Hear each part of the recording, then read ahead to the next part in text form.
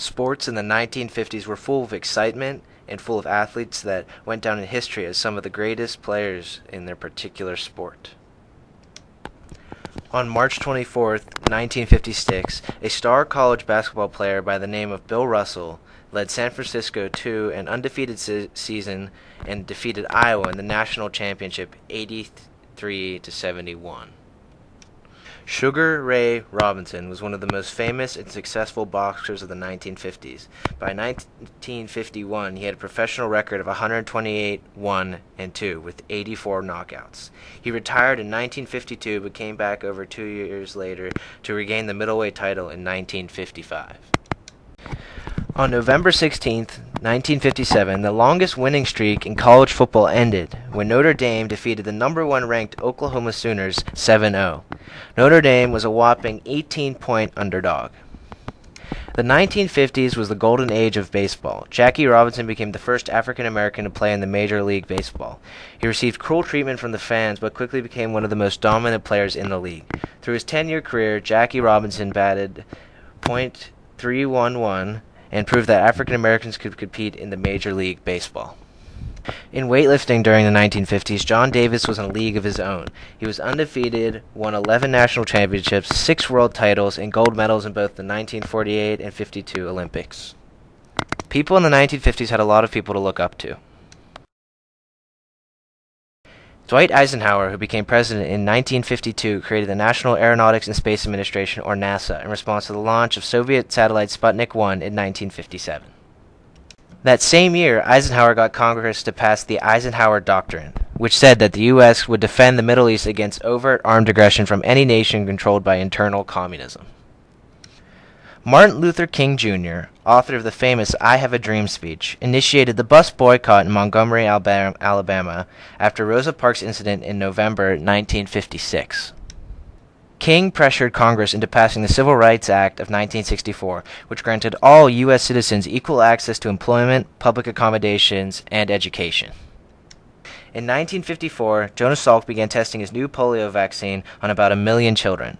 A year later, announced that his vaccine was safe and effective. The average number of polio cases dropped from 45,000 to 910 in the first 5 years of distributing the vaccine. Salk, wishing only to see that his vaccine be distributed as widely as possible, did not patent his discovery and therefore did not make any money.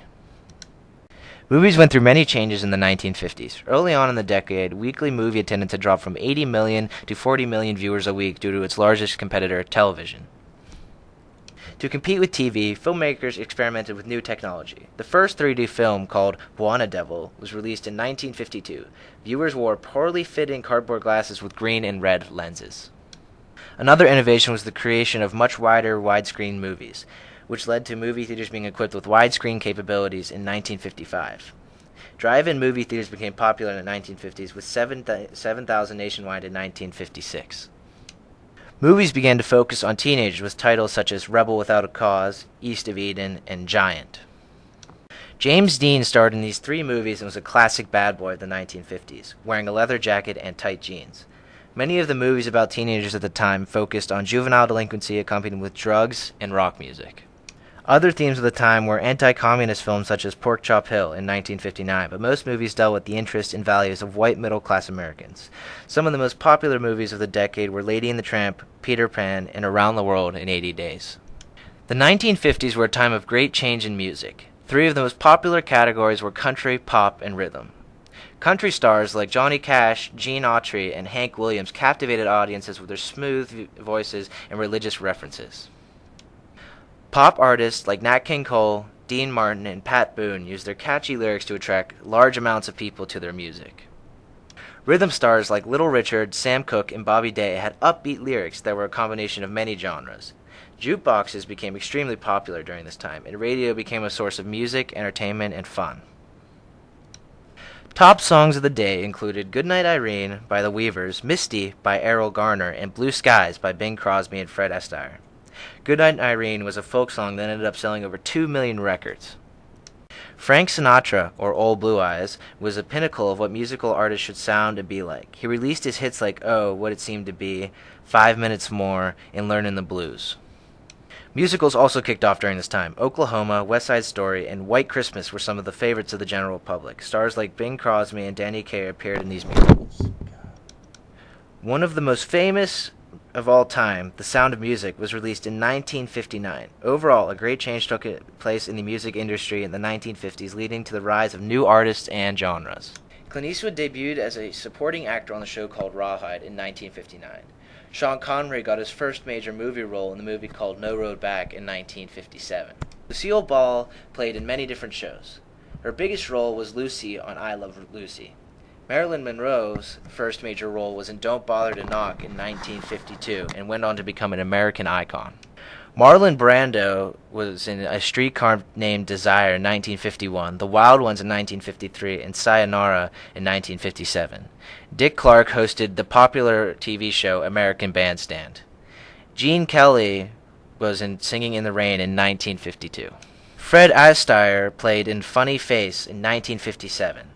Ava Gardner played in The Bandwagon in 1953 and The Barefoot Contessa in 1954. Ginger Rogers also played in The Monkey Business in 1952.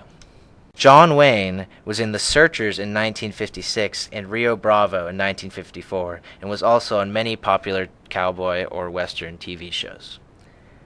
James Dean in Deadline USA 1952, Rebel Without a Cause 1955, East of Eden 1955, and Giant 1956, and The James Dean Story in 1957 were just a few of his popular movies.